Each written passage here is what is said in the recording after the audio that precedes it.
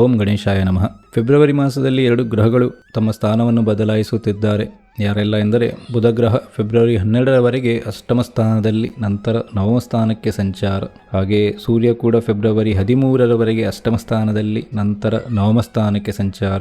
ಕುಜಗ್ರಹ ಲಗ್ನದಲ್ಲಿ, ಗುರು ವ್ಯಯಸ್ಥಾನದಲ್ಲಿ, ಶನಿ ನವಮದಲ್ಲಿ, ರಾಹು ದಶಮದಲ್ಲಿ, ಕೇತು ಸುಖ ಸ್ಥಾನದಲ್ಲಿ. ಈ ಗ್ರಹಗಳ ಸ್ಥಿತಿಗತಿಯಿಂದ ಮಿಥುನ ರಾಶಿಯವರಿಗೆ ಫೆಬ್ರವರಿ ಮಾಸದ ಭವಿಷ್ಯ ಹೇಗಿರುತ್ತದೆ ಎಂದು ನೋಡೋಣ.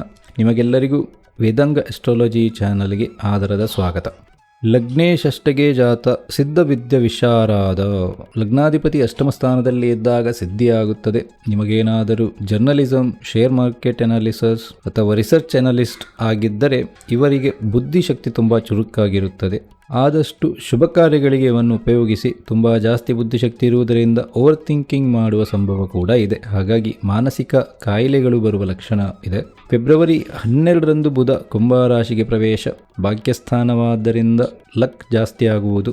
ಮಿಥುನ ರಾಶಿಯವರಿಗೆ ಬುಧ ಗ್ರಹ 4ನೇ ಮನೆ ಅಧಿಪತಿ ಕೂಡ ಹೌದು. ಹಾಗಾಗಿ 4ನೇ ಮನೆ ಅಧಿಪತಿ ಅಷ್ಟಮ ಸ್ಥಾನದಲ್ಲಿ ಇರುವುದರಿಂದ ಮನೆಯಲ್ಲಿ ಒಂಥರವಾದ ಅಶಾಂತಿ ವಾತಾವರಣ ಇರುವುದು, ಕಲಹ ಆಗುವ ಸಂಭವ ಕೂಡ ಇದೆ. 4ನೇ ಮನೆಯಲ್ಲಿ ಕೇತು ಕೂಡ ಇರುವುದರಿಂದ ಮನೆಯಿಂದ ಹೊರಗೆ ಹೋಗುವ ಆಲೋಚನೆ ಕೂಡ ನಿಮಗೆ ಬರಬಹುದು. ವಿದ್ಯಾರ್ಥಿಯವರಿಗೆ ವಿದ್ಯಾಭ್ಯಾಸದಲ್ಲಿ ಆಸಕ್ತಿ ಕಡಿಮೆ ಆಗಿರುತ್ತದೆ. ಡಿಸ್ಟ್ರಾಕ್ಷನ್ಸ್ ಜಾಸ್ತಿ ಇರುವುದು. ಆದರೆ ಉನ್ನತ ವಿದ್ಯಾಭ್ಯಾಸ ಮಾಡುವವರಿಗೆ ಇದು ಸುವರ್ಣ ಕಾಲ. ಪಂಚಮಾಧಿಪತಿ ದಶಮ ಸ್ಥಾನದಲ್ಲಿ, ಉಚ್ಚ ರಾಶಿಯಲ್ಲಿ. ಹಾಗಾಗಿ ಉನ್ನತ ವಿದ್ಯಾಭ್ಯಾಸಕ್ಕೆ ಅವಕಾಶಗಳು ತುಂಬಾ ಬರುತ್ತದೆ. ಕ್ಯಾಂಪಸ್ ಸೆಲೆಕ್ಷನ್ ಆಗುವ ಸಾಧ್ಯತೆ ಇದೆ.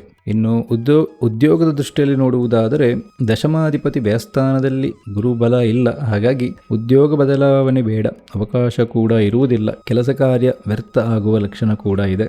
ಕುಜ ಕೂಡ ಲಗ್ನದಲ್ಲೇ ಇರುವುದರಿಂದ ಕೆಲಸಕ್ಕೆ ಬೇಕಾದ ಸಾಮರ್ಥ್ಯ ಇರುವುದಿಲ್ಲ. 1-2 ತಿಂಗಳಲ್ಲಿ ಇದೆಲ್ಲ ಚೇಂಜ್ ಆಗುತ್ತದೆ.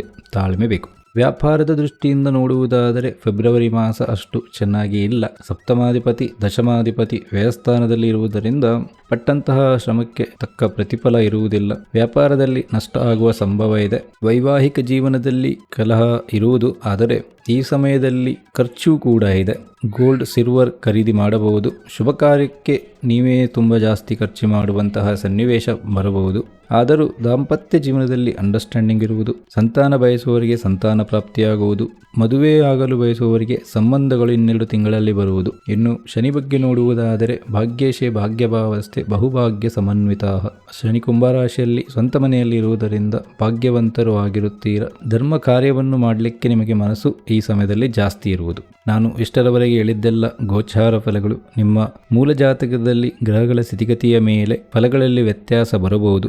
ನಿಮ್ಮ ಮೂಲ ಜಾತಕದ ಫಲವನ್ನು ನೋಡಲು ಇಚ್ಛಿಸುವುದಾದರೆ ಸ್ಕ್ರೀನ್ನಲ್ಲಿ ಬರುವ ಈ ಇಮೇಲಿಗೆ ನಿಮ್ಮ ಹುಟ್ಟಿದ ದಿನಾಂಕ, ಸಮಯ ಹಾಗೂ ಸ್ಥಳದ ವಿವರವನ್ನು ಕಳುಹಿಸಿ. ಈ ವಿಡಿಯೋವನ್ನು ಪೂರ್ತಿ ನೋಡಿದ್ದಕ್ಕೆ ಧನ್ಯವಾದಗಳು. ಸರ್ವಜನೋ ಸುಖಿನೋ ಭವಂತು.